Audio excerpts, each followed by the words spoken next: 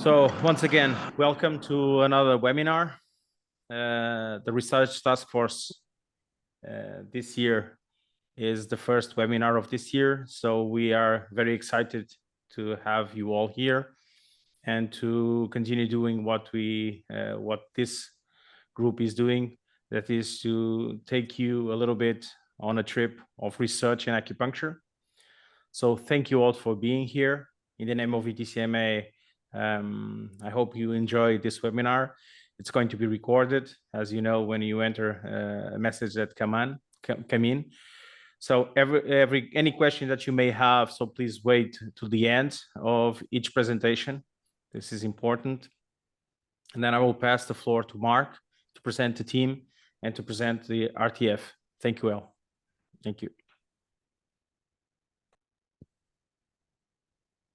Okay, thanks very much, Ricardo. And can everyone hear me okay? Thank you.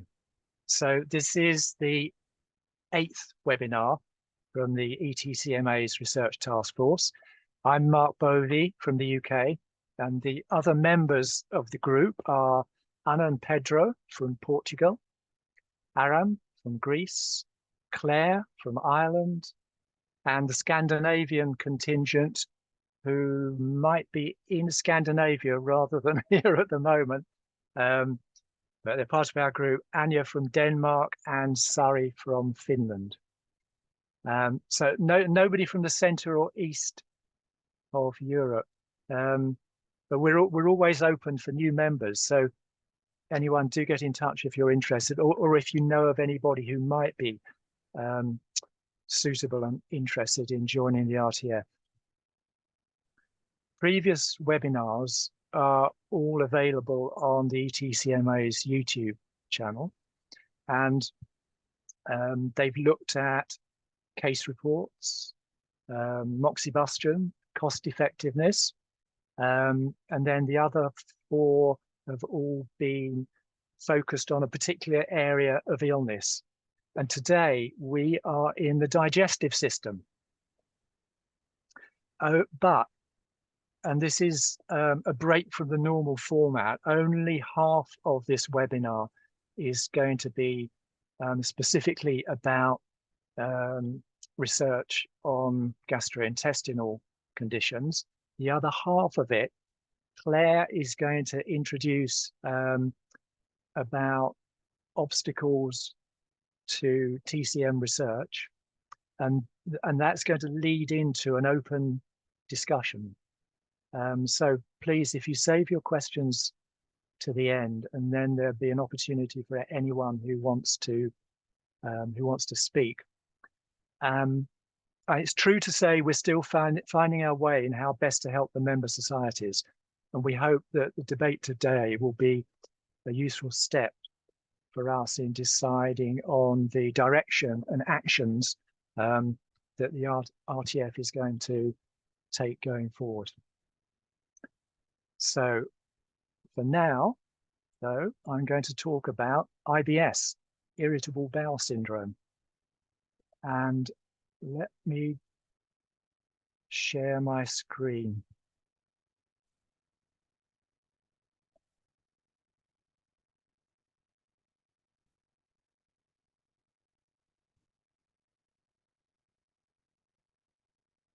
So it's started right at the end. Okay, that looks like the beginning.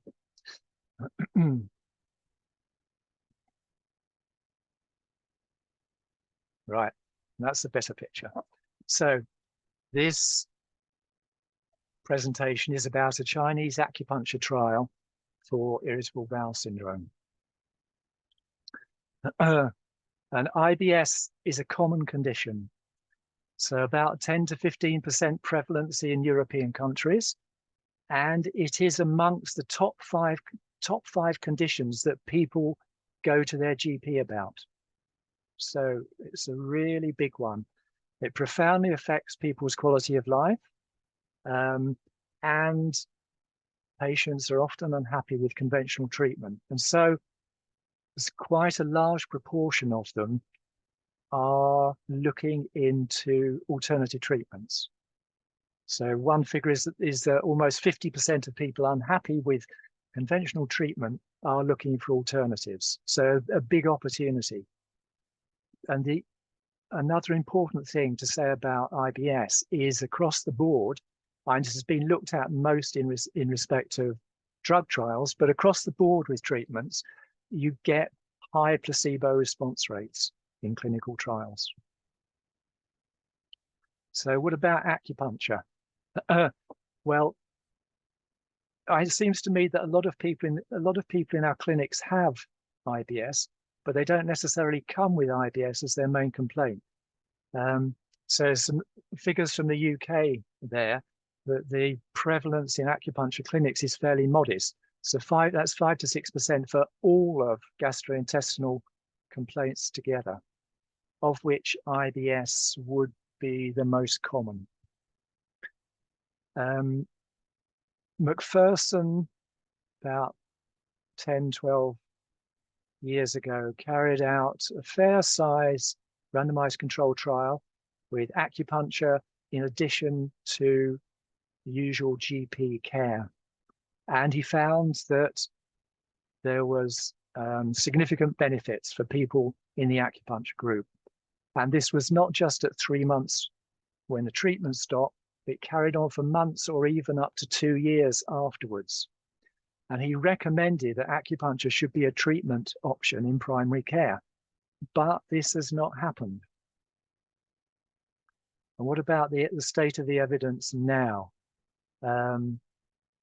So the systematic reviews are fairly consistent. This is one from China, Yang 2022. So the clinical evidence is promising, but it's not strongly convincing. And it's not convincing because the trials have been low quality and the sham comparison results are inconclusive. Okay, where have you heard that before? So this particular study, and it was published in high-level English language paper, Journal of the American Medical Association, one of their papers. It was a collaboration between researchers at 5 different Chinese universities. And the rationale for them doing this study, you can see in the stars on the right-hand side at the top. So first off, they see that there's insufficient evidence for acupuncture. And that's their quote, insufficient evidence. But the very specific thing that prompted them to do this particular study is that it had been found that by the American Food and Drug Administration, the FDA, that if they used a particular composite outcome measure, then the placebo effect was greatly reduced. And so this leads to their primary aim, which is to test the feasibility of using this measure to evaluate acupuncture, because it's not being used before with acupuncture. And this is the measure, composite response rate, combining both abdominal pain and stool consistency. And they always measure stool consistency in any kind of research with this Bristol stool chart. So we're looking at type 6 and 7. That's loose stools. Okay. Now they didn't stop there though, because they've got a secondary aim, and this is about comparing the efficacy of specific versus non-specific acupuncture points. Specific in relation to irritable bowel or non-specific. And they say we should do this sort of thing because we're looking here at traditional acupuncture in TCM. It's not just any acupuncture. And part of the whole theoretical framework for that is, of course, that some points are more relevant for particular people with particular symptoms than other points. So this then leads to a study with 3 groups, 30 people in each group. and it's small. This is more like a pilot study. It's not set up as large enough to be able to demonstrate statistical differences, probably. And they hope it might, but they're not expecting that it will do, with only 30 in each arm. So the three groups: specific acupuncture, non-specific, and sham acupuncture. And they actually called it no acupuncture, but I think it's more accurately called sham. And the patients are those diagnosed with diarrhea predominant irritable bowel.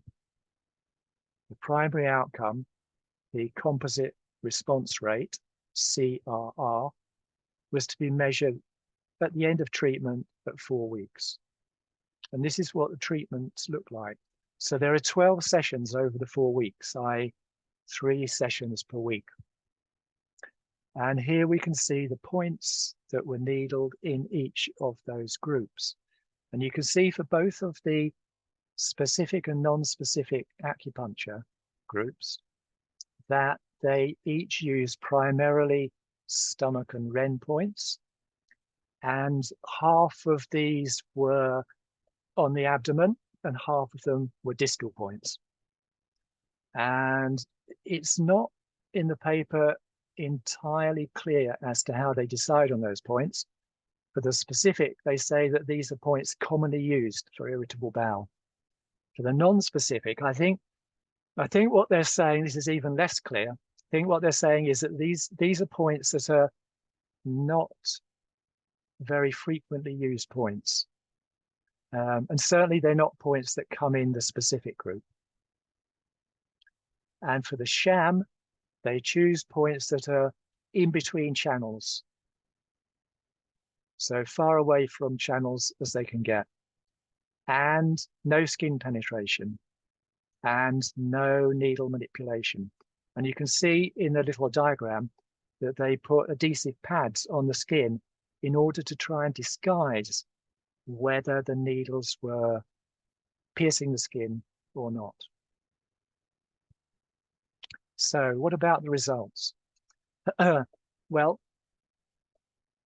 they recruited 90 people into the trial, and 79 of those completed it. So that's about 88% finishing the trial. And that's reasonably good. If you look at the outcomes for the main outcome measure, so the combined response rate at 4 weeks, you can see that specific acupuncture and non-specific both come out with 46.7% responders. The sham is much lower, 26.7. However, because of the low numbers, these differences are not statistically significant. And they're not significant for this, but also for any other of, they looked at many other secondary outcomes and there were no significant differences for any. They did suggest that this difference, 46.7 versus 26.7, was clinically significant, but they couldn't say for sure because I don't think that the FDA had as yet defined what was clinically significant with this outcome measure. Now, interesting thing comes if you look at the response rate over time rather than just at the 4 week point. Now, it seems that by lucky chance, the biggest difference, the biggest advantage for acupuncture over sham occurred at the 4 week measure. 1 week earlier, specific acupuncture and sham were virtually identical. And 4 weeks later, all 3 groups were virtually identical. And the whole pattern there with those 3 lines, they're all very much overlapping and intertwined together. You'd be hard put to say that there's any clear pattern there. Whereas, for example, if you look at one of the secondary measures, this is the little diagram, quality of life, you can see that there's a much clearer pattern over time with the acupuncture staying well above the sham. Okay, conclusions. So they were successful in their recruitments, participation, the people filled in their diaries, and retention through the trial. So you can say that the primary aim is certainly achieved. Now, what about the other things that they were looking at? Efficacy, no, it wasn't efficacious, i.e. acupuncture wasn't found to be statistically better than sham. And you can certainly point to the small size. They also suggested perhaps more sessions would be useful, 18 instead of 12, more de chi, rather than just once at the beginning. They're saying maybe if we do it every 10 minutes. And also they acknowledge that there are always issues with shams because they're not inert. They're delivering some kind of effect. And so you could query then, okay, why are they using such a sham? But let's leave that to one side. So is there a clinical effect? Possibly, but we can't be sure. Was there longer term improvement? Yes. Though we look back here, we can see that there was long-term improvement in the sham group as well as the two acupuncture groups. So what was going on there? And was there any effect of point specificity? Well, you can see there's no difference, virtually no difference at all, let alone significant, between the specific acupuncture and the non-specific acupuncture. So I'll just a few observations at the end to maybe lead into the talk that Claire's going to give later about research obstacles that come out of this paper. And one thing that occurs to me is, compared with the number of acupuncture researchers they have in China, and even in the USA, we don't have many, not researchers who are also acupuncturists. Secondly, we need to test traditional acupuncture in line with its own theoretical framework. But how do you do that given the enormous heterogeneity there is in theory to some extent and certainly in practice? And thirdly, because acupuncture doesn't work like drugs, we don't have the mechanisms nicely nailed down. So controlling for placebo is always going to be problematic. These are difficult questions. I'm not going to attempt to answer them now, but perhaps we can come back to them later on. So I'm going to finish now. Thanks very much for listening to me. And I'm going to pass over to Pedro for the next presentation. Thank you, Mark. Hi, everyone. I will do my presentation today on ulcerative colitis. Okay, and I will share my screen here.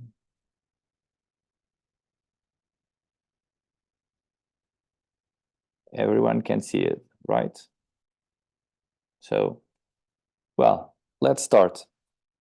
My name is Pedro, I'm from Portugal, as was presented, and today we will try to expose a little bit of meta-analysis based on electroacupuncture for UC, ulcerative colitis. And this is the study we will apply today. It was a meta-analysis connected. It was done, just the sound. Someone please, the mic. The electroacupuncture for ulcerative colitis patient, a meta-analysis and acupuncture selection study. It was presented from China, and it was Helian, the Cell Press from Hao and all. And we will start to identify what is ulcerative colitis. Is a chronic and non-specific inflammatory disease of the colon and rectum, notably between the colonic mucosa and submucosa. And the major symptoms or signs we will find is diarrhea with mucopurulent blood and blood in the stools, and the abdominal pain is a severe symptom too. And also we can identify effects on patients with joint problems, eyes, lungs, and neurological system. And this is interesting to understand that sometimes we may have a brain-gut axis here for acupuncture. Well, according with TCM theory of etiology and pathophysiology, what we have at the beginning in the early stage, it's a pattern of damp heat or damp cold. And in the middle stage, we'll start having the impediment of the qi moving on intestinal, and the blood stasis may appear. In the late stage, as a chronic disease, it starts to have a vacuity pattern on spleen and kidney. And in the end, we may finish with unhealed condition. The studies were collected according to several databases, and they were collected since the establishment of those databases until January 3rd of 23. And they do their own picks, their own choices. At the beginning, they use terms like electroacupuncture, ulcerative colitis, ulceration. A lot of terms were researched. And in the end, they just kept 12 studies. And what are the characteristics of that sample? The treatment group will have 488 patients, and the control group has the same number too. The sample sizes will vary from 30 to 220 individuals, patients, and the age range, which will be from 21 to 75 years old. And the duration of the disease will be over 3 months to 11 years. Experimental groups received electroacupuncture or electro-drug combination therapy. And what are the specifications? 5 studies used electroacupuncture plus Western medicine to treat UC, and 2 studies used electroacupuncture plus integrated Chinese and Western medicine therapy. The control group was applied sulfasalazine and mesalazine. Those are the treatments for the Western treatments for UC. Now, I bring here the table present on the study that allow us to understand the years where the studies were published on since 2006 until 2021, and the acupoint selection, and several studies as the combination of several points plus the waveform, and we can see the sparse wave here, a dense wave, and we can see that both waves were clinical, statistically efficiency, and it says that it's superior, the use of electroacupuncture over the control group. But there is a lot of heterogeneity on the point selection that was presented by Mark, treating this kind of abdominal conditions, IBS, and now ulcerative colitis. There is a symptom, a way to approach abdominal pain that is just using sacral Baliao points, bladder 33 and bladder 44 for a period of 60 minutes of sparse wave and with clinical benefits. Now we will try to see how the diagram of the points are used. So 9 times were used stomach 25 and 7 times will be RAN 4. So they are used more as local points, and stomach 36 was used 6 times on those studies, and stomach 37 was used 6 times. This is important because in the future, further in this presentation, we will identify the need of pattern differentiation on Chinese medicine according to the clinical efficiency. Well, the meta-analysis result says that clinical efficiency, the analysis showed the total clinical effectiveness rates in experimental group was significantly higher than in the control group, and the cure rate was also significant on experimental group over the control group. So the clinical strategies applies on these studies. When combined, they are efficiency, and the cure rate is higher. But on mucosal lesions on colonoscopy, we don't see this kind of results. The difference between the clinical experimental group are not statistically significant. So we need to pay attention and try to identify as early as we can. We must start treating these patients in order for them to not have this kind of strong, deep lesions in order for us to bring them to a healthy life. Now we will talk about adverse results and safety. And what was reported was that in experimental groups, the headaches will have 6 events of headache on experimental group. Nausea, we have 4. Abdominal discomfort, 7. Leukopenia, 7. Localized skin rash, 6. On the control group with drugs, Western drugs, we have headache 4 times, nausea 10, abdominal discomfort 13, and leukopenia 11, and localized skin rash 2. So the total number is 40 on control group and 30 on experimental group. In conclusion, what we can say, the author said that the clinical efficiency of electroacupuncture treatment group was better than the control group and had certain curative effects in terms of the cure rates, the effective of mucosal lesion and their colonoscopy. And I said that it was not statistical significance, but there are several reports of the decrease of the grades of the lesion. Further, if people want to know more, please read the full article. And the seroinflammatory factors was reduced. And for TCM syndrome scores, it was good too, because the most important thing we can need to pay attention on the future, the development of the research, you need to have a good TCM differentiation in order to have a more specific prescription of acupuncture. And according with that, the benefits on clinical effectiveness, the best group was the electroacupuncture and the TCM medicine. And the author says that is according the possibility to have a specific for that kind of patient disease. The body has attention to the constitution and all that information we use as a TCM practitioners. At the same time, they speculate the combination of acupunctures on the bladder meridian, stomach meridian, and Ren meridian along the use of dense waves, at least 30 minutes. Each time, one treatment per week, at least 6 weeks, may be the best solution for UC patients.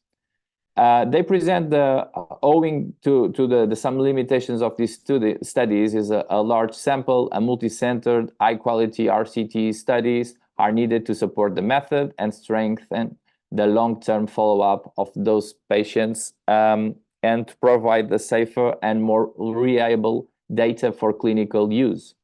And this is the end of my presentation. Thank you for attending.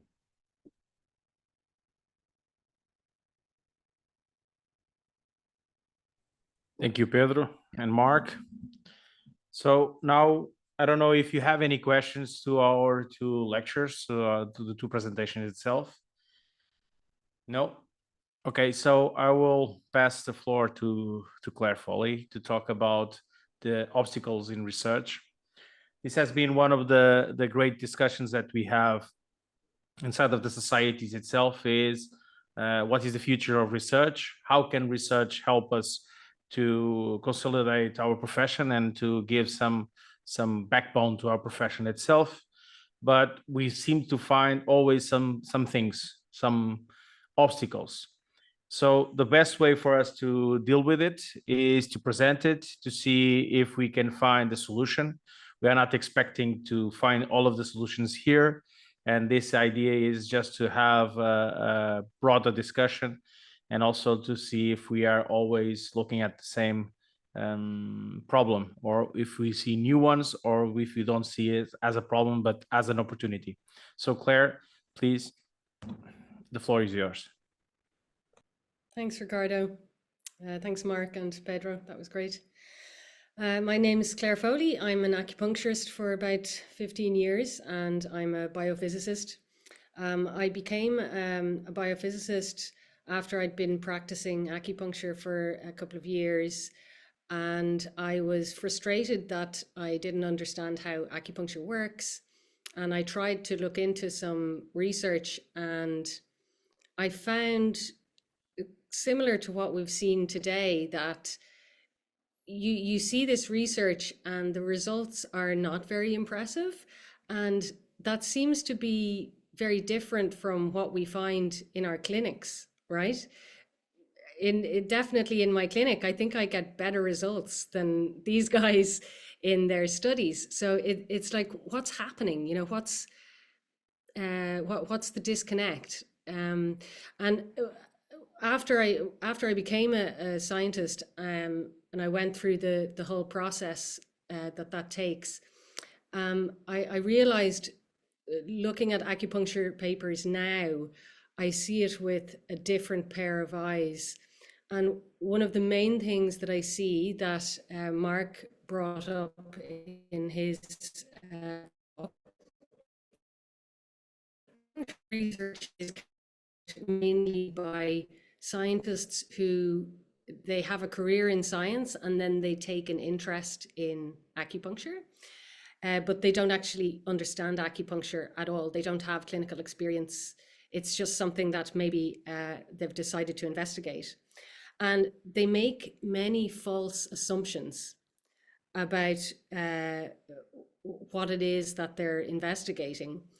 And they're completely unaware of the level of their own ignorance about it. And they presume that they know. So I'll give you an example. I have an acquaintance in acupuncture research who he said he was using very small needles because he said, oh, well, there's no point in using larger needles because all the cutaneous nerves are very shallow. And he didn't think for a second that maybe he was wrong, that the reason we have many different sizes of needles is because the acupuncture points aren't in the skin. They're below the skin. So it's just, you know, when you're an acupuncturist, it's mind-boggling that somebody would make that mistake. And this is a smart guy. He has hundreds of papers published.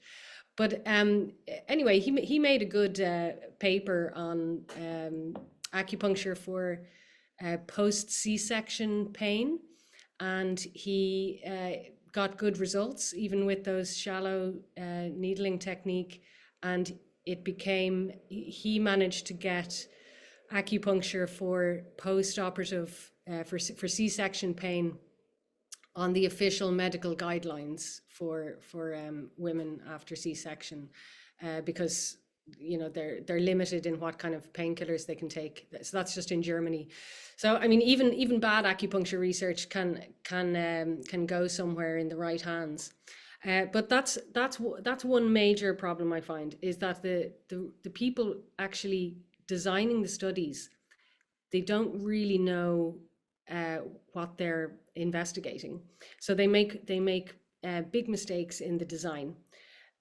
So for instance, in Mark's study there, the non-specific acupoints, I mean, they're not that non-specific. They're still on like the REN 7, like they're still lower abdomen points and lower back points. So that ties into another problem that I'll come to.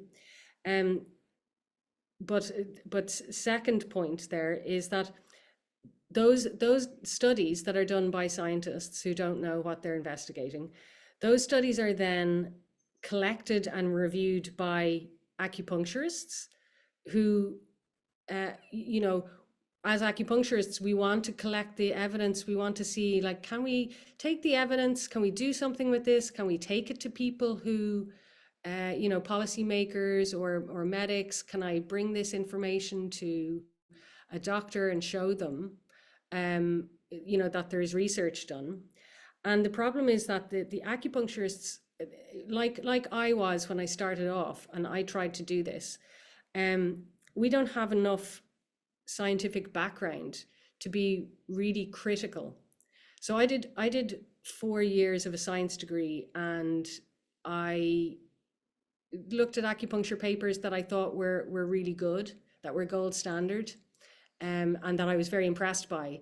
And then it was a further 2 years of doing a master's and doing brain science and very detailed scientific work that I became really, really critical.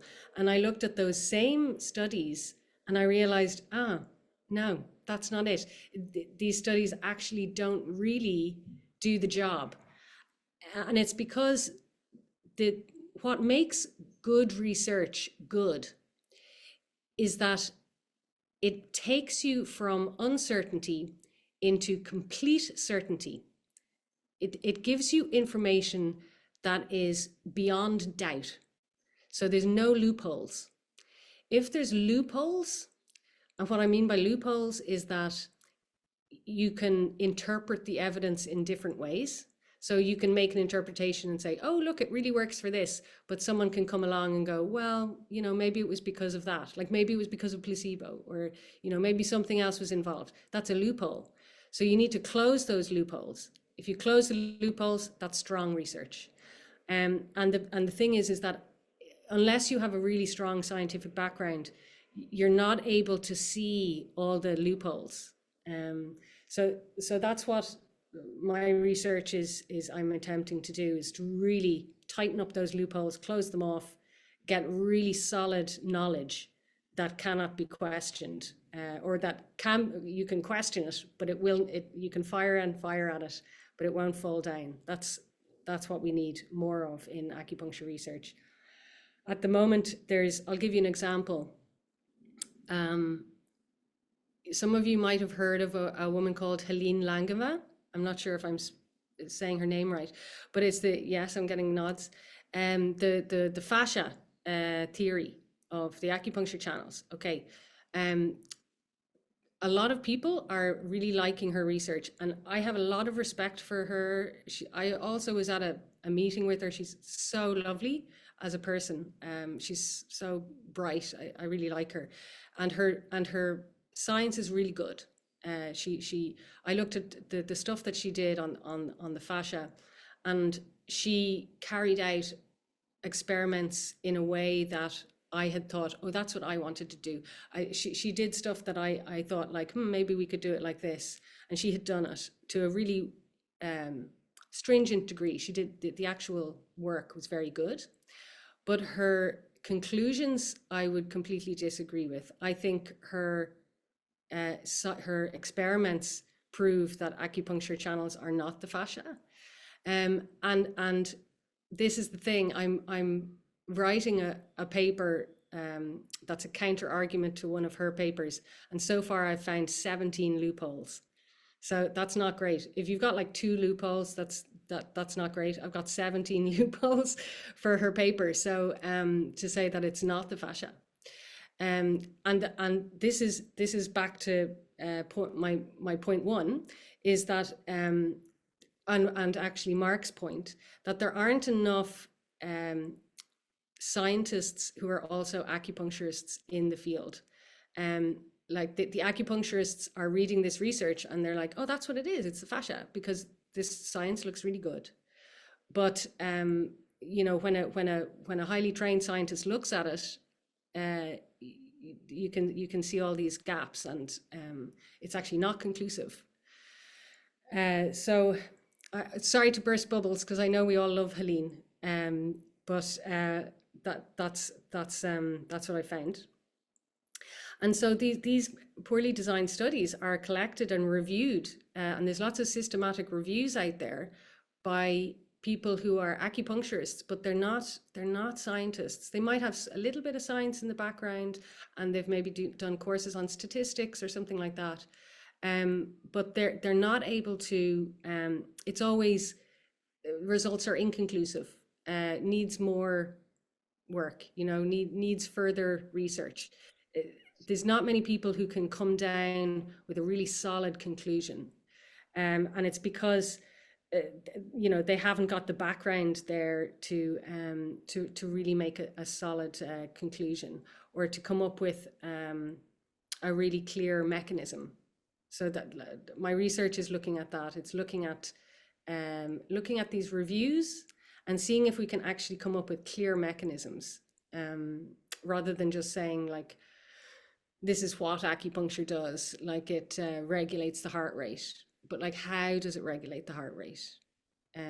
So I was saying to Ricardo a while ago, I said, I look at acupuncture research and it's like somebody saying, how does a car work? And someone comes along and says, well, you put the key in the ignition and you turn it and then the wheels go round. And that's how a car works. But that's not how a car works. You put the key in the ignition and then an inductor coil turns and it generates a spark, and then there's an internal combustion, and then you get forward motion. That's how it works. And in acupuncture research, it's all, you put the key in and the wheels go around. It's all about what happens, but not how it happens.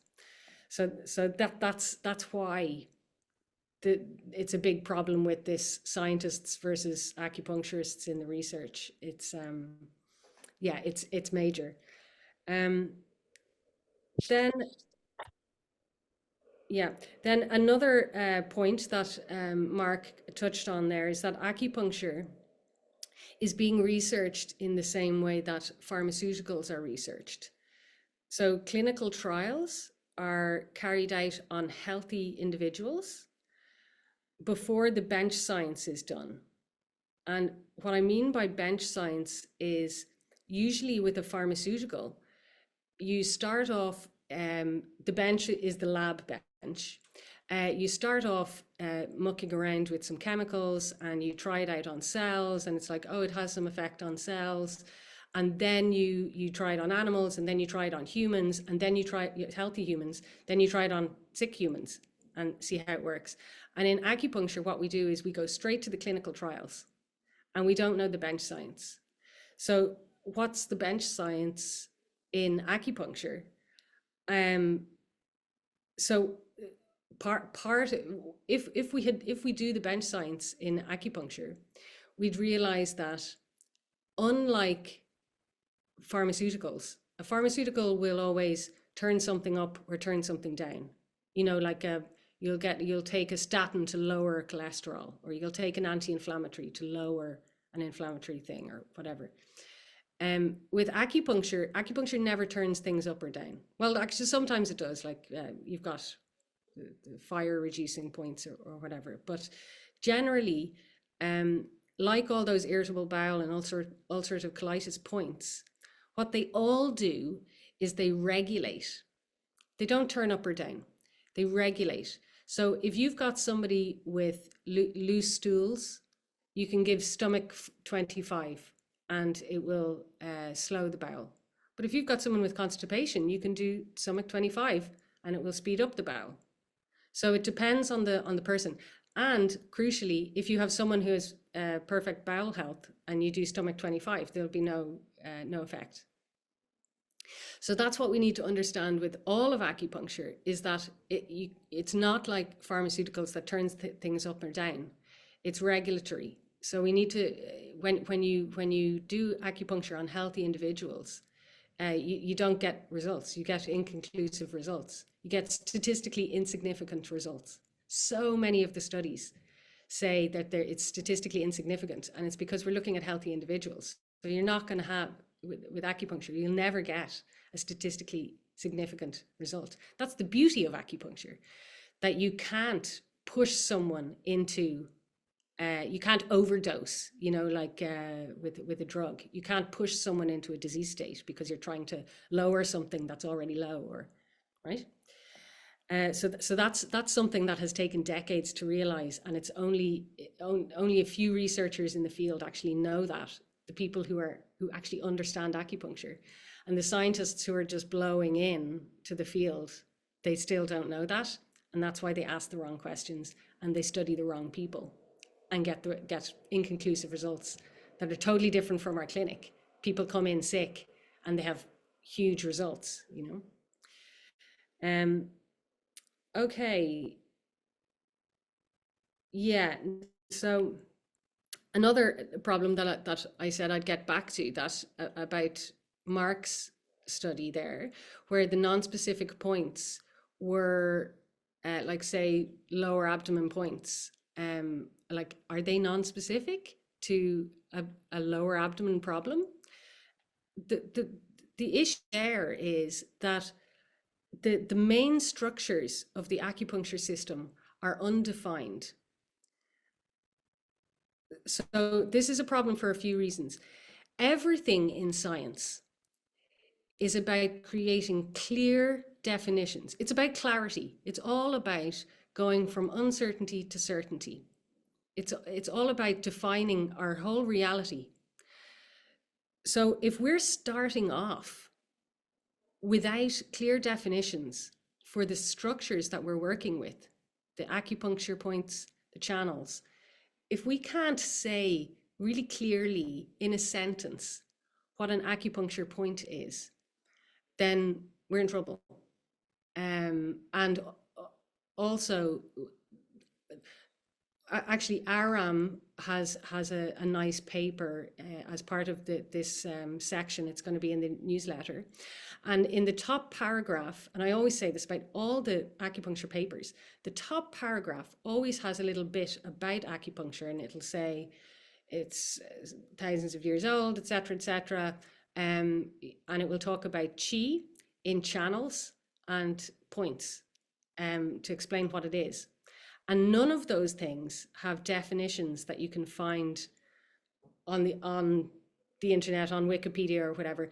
And every scientist, if they pick up a paper and it's in an area that they don't know, what we'll do is, first of all, as soon as you come down a couple of sentences, as soon as you hit a word that you don't know as a scientist, you look up that term because you want to know exactly what it is, because otherwise you won't understand the rest of the paper, and you won't be able to fit it in as a scientist. You won't be able to fit it in with the rest of the scientific knowledge that you have. So if I'm a scientist and I don't know anything about acupuncture, and I come into the first paragraph of a paper and it says qi, I'm like, QI, what is this word?